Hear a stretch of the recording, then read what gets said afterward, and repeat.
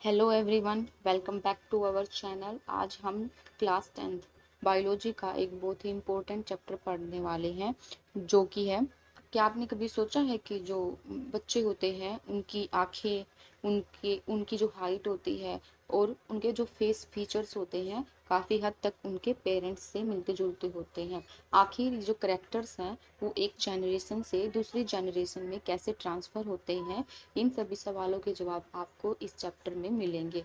तो वीडियो को एंड तक जरूर देखिएगा, क्योंकि आज हम हेरिडिटी को बिल्कुल इजी लैंग्वेज में समझेंगे। तो सबसे पहले हम पढ़ते हैं कि हेरिडिटी होता क्या है। हेरिडिटी का मतलब होता है कि पेरेंट्स से ऑफस्प्रिंग के पास कैरेक्टर्स का ट्रांसफर होना, इसी को हेरिडिटी बोला जाता है। Transfer of characters from parents to offspring is called heredity, इसी को हेरिडिटी बोलते हैं। अब बात आती है कि कैरेक्टर्स होते क्या हैं। कैरेक्टर्स होते हैं जैसे कि आई कलर हो गया, हेयर टाइप्स हो गए, हाइट हो गई बच्चों की, या स्किन कलर हो गया, या ब्लड ग्रुप। ये क्या होते हैं? ये ऐसे कैरेक्टर्स होते हैं जो एक जनरेशन से दूसरी जनरेशन में ट्रांसफर होते हैं। इसी वजह से काफ़ी बच्चों की आंखें हैं, या उनके जो ब्लड ग्रुप होता है, या हाइट है, या स्किन कलर है, उनके पेरेंट्स से काफ़ी मिलता जुलता होता है। इसी वजह से बच्चे अपने पेरेंट्स के हूबहू दिखाई देते हैं। लेकिन हमेशा तो ऐसा होता नहीं है, ठीक है। हमेशा तो बच्चे एक जैसे दिखाई देते नहीं अपने पेरेंट्स के। तो इसी डाइवर्सिटी को हम वेरिएशन बोलते हैं। इसी डाइवर्सिटी को क्या बोला जाता है? वेरिएशन बोला जाता है। Difference among individuals of the same species, यानी कि सेम स्पीसीज के अंदर कुछ डिफरेंस आ जाते हैं, इसी को बोला जाता है वेरिएशन, यानी कि विविधता। वेरिएशन के कारण क्या होता है? नेचर में डाइवर्सिटी क्रिएट होती है। अब जैसे कि आप देख सकते हैं इस पिक्चर में, इस इंसान का कलर थोड़ा वाइट है, इस इंसान का कलर थोड़ा ब्राउनिश हो गया है। ये होता है वेरिएशन के कारण। जब स्पीसीज के अंदर वेरिएशन हो जाता है, उस वजह से ये ऐसा होता है। अब सवाल आता है कि वेरिएशन होता क्यों है, किस वजह से वेरिएशन आता है। डीएनए की कॉपी जब होती है ना, तो कभी कभी उसके अंदर कुछ मिस्टेक हो जाती है। जैसे मैं आपको बता दूं, जब भी हमारी सेल डिवाइड होती है तो साथ साथ में न्यूक्लियस भी डिवाइड होता है, ठीक है। तो न्यूक्लियस के अंदर ही होता है डीएनए, ठीक है। तो ये डीएनए भी डिवाइड होना शुरू हो जाता है। तो जैसे ही डीएनए डिवाइड होता है तो इसके अंदर कुछ मिस्टेक्स हो जाती हैं। इसके अंदर क्या हो जाती है? कुछ मिस्टेक हो जाती है। इसी वजह से वेरिएशन क्रिएट होता है। इसी वजह से इंसान होते हैं वो काफ़ी यूनिक दिखाई देते हैं। सबसे ज़्यादा वेरिएशन होता है सेक्सुअल रिप्रोडक्शंस में, और असेक्सुअल रिप्रोडक्शन में वेरिएशन काफ़ी कम होता है, ठीक है। अब बात करते हैं जेनेटिक्स के फादर हमारे गेगर जोहन मेंडल के बारे में, ठीक। ये कौन थे? ये ऑस्ट्रेलियन मॉन्क थे, ठीक है। इन्होंने पी प्लांट पर एक्सपेरिमेंट किया था और इनहेरिटेंस के रूल्स को डिस्कवर किया था। ये सबसे पहले साइंटिस्ट थे जिन्होंने इन्होंने ये समझाया था कि भाई कैसे एक जनरेशन से दूसरे जनरेशन में जो कैरेक्टर्स होते हैं वो कैसे ट्रांसफ़र होते हैं। इसके लिए उन्होंने सबसे पहले लिया था पी प्लांट को। क्यों इन्होंने पी प्लांट को ही क्यों चूज़ किया था? क्योंकि इसको ग्रो करना इजी होता है, इसकी जो लाइफ साइकिल होती है ना वो काफ़ी शॉर्ट होती है, ठीक है। और मैनी कॉन्स्ट्रक्टिंग करेक्टर्स प्राप्त होते हैं। जब भी बहुत बहुत से अलग अलग टाइप के करेक्टर्स प्राप्त हुए थे उन्हें। और सेल्फ पोलिनेशन और क्रॉस पोलिनेशन करना भी इनमें काफ़ी पॉसिबल होता है, इसीलिए उन्होंने इस पी प्लांट को चुना था। इसीलिए ही उन्हें फादर ऑफ जेनेटिक बोला जाता है। अब समझते हैं कि मेडल ने अपने एक्सपेरिमेंट में किया क्या था। उन्होंने मोनो हाइब्रिड क्रॉस करवा के देखा था पी प्लांट के अंदर। तो उन्हें कुछ इस तरीके से कैरेक्टर्स मिले थे, उनकी हाइट के हिसाब से, सीड शेप के हिसाब से, सीड कलर के हिसाब से, सीड कोट कलर के हिसाब से, पोन्ड शेप के हिसाब से, पोन्ड कलर और फ्लावर पोजिशन। तो इस तरीके से उन्हें अलग अलग टाइप के ये वेरिएशंस प्राप्त हुए थे, ठीक है। जैसे कि कुछ प्लांट्स उन्होंने देखे कि वे लंबे थे, कुछ प्लांट्स उन्होंने देखे कि वे शॉर्ट से, कुछ उन्होंने देखे प्लांट्स की जो सीड्स थी वो राउंड थी, कुछ देखी कि वे व्रिंकल थी। उन्होंने देखा जो सीड का कलर था कुछ का तो येलो मिला था, किसी का ग्रीन हुआ था। फिर उन्होंने देखा जो सीड कोट कलर होता है किसी का ग्रीन था, किसी का वाइट था। फिर उन्होंने पाया कि जो उनकी पोन शेप है ना उनमें भी डिफरेंस था। कुछ तो इन्फ्लेटेड थी, यानी कि पूरी की पूरी फुल थी, ठीक है। कुछ थी कॉन्स्ट्रक्टेड, ठीक है। और पॉन्ड कलर कैसा था? कुछ का ग्रीन था, कुछ का येलो था।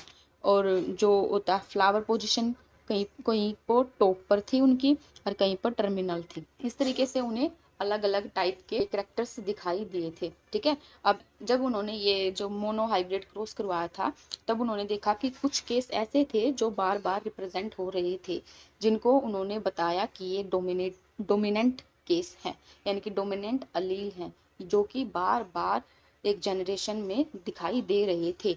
जो करेक्टर्स थे जो बहुत ही कम दिखाई दे रहे थे, उन्होंने उनका नाम दिया रिसेसिव ट्रेड्स। जो डोमिनेंट ट्रेड्स होते हैं उनको ज़्यादातर हम कैपिटल लेटर्स में दिखाते हैं, और जो ट्रेड्स होते हैं उनको हम स्मॉल लेटर्स में दिखाते हैं। जैसे कि अगर हम बात करें तो टॉल प्लांट की, उसको हम कैपिटल टी में दिखाएंगे, और बात करें स्मॉल प्लांट की, उसको हम स्मॉल टी में दिखाएंगे।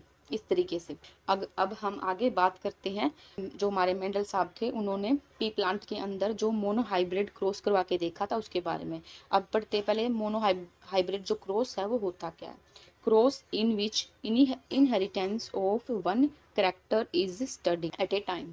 ठीक है, जिसमें क्या होता है, ऐसा क्रॉस जिसमें केवल एक ही कैरेक्टर की स्टडी की जाती है। जैसे कि उन्होंने मेंडल साहब ने क्या लिया था, पी प्लांट में उनकी हाइट को लिया था, जैसे कि टॉल हाइट और शॉर्ट हाइट। ठीक है, इसके लिए टॉल हाइट को उन्होंने क्या बनाया, कैपिटल टी। ठीक है, और उसको ड्राफ्ट हाइट के लिए उन्होंने स्मॉल टी को लिया था। उससे फिर क्या बने, गैमेट्स बने, यानी कैपिटल टी। और फिर इसके ड्राफ्ट वाले के बने थे स्मॉल टी। फिर इससे हमें क्या क्या जनरेशन मिली थी, capital T small T, capital T small T, capital T small T, capital T small T. तो हमने देखा कि बार बार एक ही टाइप के हमें कैरेक्टर्स मिल रहे थे, तो इसलिए इन दोनों में हम देख सकते हैं कि कैपिटल टी चारों उसमें आ रहा है। तो हम बोल सकते हैं कि जितने भी प्लांट्स हमारे होंगे वो सभी के सभी कैसे थे, टॉल प्लांट्स थे। ये हमारी है जनरेशन। उसके बाद उन्होंने किया था, जो ये जनरेशन थी उनके बीच में उन्होंने जनरेशन प्राप्त हुई थी, उनके बीच में उन्होंने सेल्फ पोलिनेशन करवाया था। तब उन्हें क्या रिजल्ट मिले थे सेल्फ पोलिनेशन से।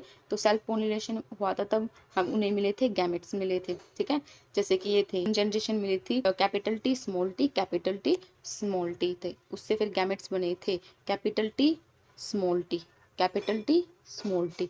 तो इनके बीच में जब क्रॉस हुआ तो क्या मिला हमें, capital T capital T, capital T small T, capital T small T. इसमें जो प्लांट्स निकल के आएगा बड़ा होगा, इसमें भी वो बड़ा होगा, इसमें भी प्लांट बड़ा होगा, इसमें प्लांट की हाइट छोटी हो जाएगी। इस तरीके से उन्होंने समझाया था कि कैसे एक जनरेशन से दूसरी जनरेशन में कैरेक्टर्स जाते हैं। ठीक है, तो हम यहाँ पे करके भी देख लेते हैं सेल्फिंग प्लांट्स की। जैसे कि हमारे पास प्लांट कौन से थे, कैपिटल टी स्मॉल टी, और दूसरा था capital T small T, F1 generation की। अब इस क्या बनेंगे, इनके गैमेट्स बनेंगे कैपिटल टी, ठीक है, और स्मॉल टी। ये बने दो, इसके बनेंगे कैपिटल टी और स्मॉल टी। ठीक है, अब इनके बीच में क्रॉस करवा के देखेंगे हम, तो बनेगा सबसे पहले कैपिटल टी कैपिटल टी। ठीक है, फिर उसके बाद इसका और इसका, तो बना कैपिटल टी स्मॉल टी। ठीक है, फिर इसका और इसका करवाएंगे क्रॉस, तो बना कैपिटल टी स्मॉल टी। फिर इसका और इसका करवाएंगे क्रॉस, तो बना capital T small T small T. तो इससे पता चल रहा ये प्लांट हमारा बड़ा होगा, ये प्लांट भी बड़ा होगा, ये प्लांट भी बड़ा होगा, लेकिन ये प्लांट है वो क्या है, हाइट में छोटा होगा। ठीक है, इस तरीके से उन्होंने मोनोहाइब्रिड क्रॉस करवा के देखा था। ठीक है, तो जो फर्स्ट जनरेशन थी उसमें हमें सभी कैसे प्लांट मिले थे, टॉल प्लांट मिले थे। F2 जनरेशन में हमें कुछ प्लांट बड़े मिले थे, कुछ छोटे मिले थे। तो इसमें हमने एक और टॉपिक पढ़ना है, फिनोटाइपिक रेशो और जेनोटाइपिक रेशो। अब देखते हैं हम फिनोटाइपिक रेशो होता क्या है, जेनोटाइपिक रेशो होता क्या है। जीनोटाइपिक रेशो होता है जीन्स का कॉम्बिनेशंस, यानी कि जीन्स कैसे थे, जैसे कि कुछ प्लांट्स के अंदर कैपिटल टी थे, और कुछ के अंदर कैपिटल टी स्मॉल टी थे, और कुछ के अंदर थे स्मॉल टी। तो ये हो गया उनका जेनोटाइपिक रेशो। फेनोटाइपिक रेशो कौन सा होता है, विजुअल कैरेक्टर्स।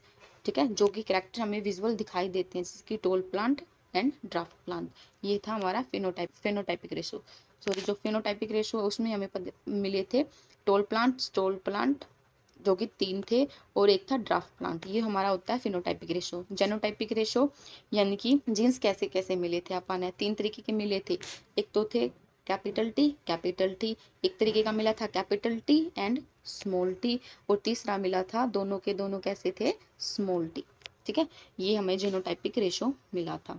उसके बाद कुछ इंपॉर्टेंट टर्म्स हैं जो इस चैप्टर में जिनका जिक्र हुआ है, जो कि हमें पढ़नी है। जैसे कि सबसे पहले है जीन्स। जीन्स के बारे में बात करें, जीन्स क्या होते हैं, ए सिगमेंट और a part of DNA that's carry informations of a particular characters. एक जीन्स का डीएनए का वो पार्ट होता है जिसके अंदर इंफॉर्मेशंस फीड होती हैं। जैसे कि हम बना लेते हैं, ये हमारा होता है डीएनए। ठीक है, डीएनए के अंदर ये हिस्से ये होते हैं छोटे छोटे सिगमेंट। ठीक है, इनके अंदर क्या होता है, हर एक ह्यूमंस का वो होता है, इंफॉर्मेशंस होती हैं। जैसे कि उनकी हाइट की इंफॉर्मेशन, उनकी आई कलर की इंफॉर्मेशन इस तरीके से प्राप्त होती है। फिर हम पढ़ते हैं कि क्रोमोसोम क्या होते हैं। क्रोमोसोम होते हैं थ्रेड लाइक स्ट्रक्चर्स। ठीक है, थ्रेड लाइक स्ट्रक्चर्स जो कि जीन्स को कैरी करता है। जाइगस, ठीक है, होमोजाइगस कौन से होते हैं, जो एक ही तरह के अलील्स होते हैं, जैसे कि कैपिटल टी है, स्मॉल टी और स्मॉल टी है। दूसरा हम पढ़ेंगे हेट्रोजाइगस का मतलब ही क्या होता है, डिफरेंट अलील, जैसे कि एक कैपिटल एक स्मॉल। इसमें पिक्चर में भी शो कर रखा है कि ये है हमारे जीन्स की पिक्चर है। ये हमारा डीएनए है, डीएनए में छोटे छोटे सेगमेंट हैं, ये होते हैं जीन्स, जिसके अंदर डाटा होता है हाइट का, जैसे कि आँख का और हेयर्स का भी। ठीक है, ये डाटा होता है, ये क्रोमोसोम की पिक्चर होती है। ठीक है, अब है हमारा इम्पोर्टेंट टाइप है हमारा कैसे डिटर्मिनेशन करते हैं ह्यूमंस के अंदर सेक्स का। ठीक है, ये वाला टॉपिक है हमारा। जैसे कि एक ह्यूमन के अंदर कितने होते हैं chromosome, total 23 pair of chromosome होते हैं एक ह्यूमन के अंदर। ठीक है, लगभग कितने होते हैं, 23 पेयर ऑफ क्रोमोसोम। कितने क्रोमोसोम होते हैं, जिसमें से एक क्रोमोसोम होता है सेक्स क्रोमोसोम। फीमेल के पास तो होते हैं दोनों के दोनों एक्स क्रोमोसोम, और मेल के पास होते हैं हमारे एक्स और वाई, 2 क्रोमोसोम होते हैं। अब इनके बीच में भी हम क्रॉस करके दिखाएंगे कि भाई इसमें से हमें क्या कौन से गैमेट बनेंगे, एक्स और वाई, यहाँ से सिर्फ एक्स बनेगा। तो हमारे क्रॉस करने के बाद हमें प्राप्त होगा X and X, X and Y. X X का मतलब है कि भाई हमारी फीमेल होगी, और एक्स एंड वाई का मतलब होता है कि हमारा मेल होगा। इसी तरीके से हम बोल सकते हैं कि जो फादर होता है वो ही डिसाइड करता है कि भाई बच्चे का जेंडर क्या होगा, ये मदर के ऊपर डिपेंड नहीं करता है। ठीक है, तो इसके बाद हमने आप अभी तक पूरे चैप्टर में क्या क्या सीखा है, उसके लिए उसका एक थोड़ा सा क्विक रिवीजन कर लेते हैं। हमने क्या पढ़ा है कि heredity means transfer of trade का मतलब क्या होता है, कैरेक्टर्स का एक जनरेशन से दूसरे जनरेशन में जाना।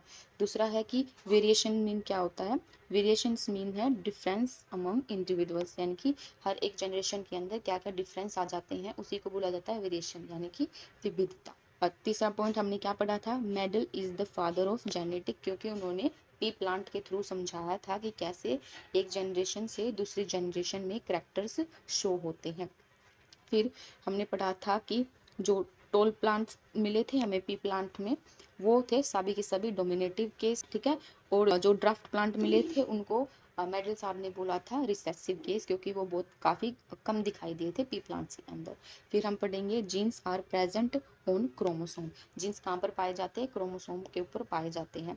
ठीक है, फिर हमने पढ़ा था कि फीमेल के पास कौन से क्रोमोसोम होते हैं, एक्स एक्स क्रोमोसोम होते हैं, और मेल के पास होते हैं एक्स एंड वाई क्रोमोसोम होते हैं। अब तक हमने पूरे चैप्टर में पढ़ लिया है, यानी कि हमने पूरा चैप्टर हमारा कवर कर लिया है। उसके बाद आपके लिए एक क्वेश्चन है जिसका जवाब आपने कमेंट सेक्शन में देना है। What is the phenotypic ratio in A monohybrid cross, जिसका आंसर मैंने पूरी चैप्टर में करवा रही थी तब भी मैंने इसके बारे में जिक्र किया था। तो आप अभी आपको इस क्वेश्चन का जवाब कमेंट सेक्शन में देना है। तो स्टूडेंट, आज हम क्लास 10th बायोलॉजी का चैप्टर हमने कंप्लीट समझ लिया है। अगर वीडियो पसंद आई हो तो लाइक शेयर एंड सब्सक्राइब जरूर करिएगा। कमेंट करके आगे बताइएगा कि आप अगला चैप्टर कौन सा चाहते हैं। ठीक है, थैंक यू, कीप वॉचिंग।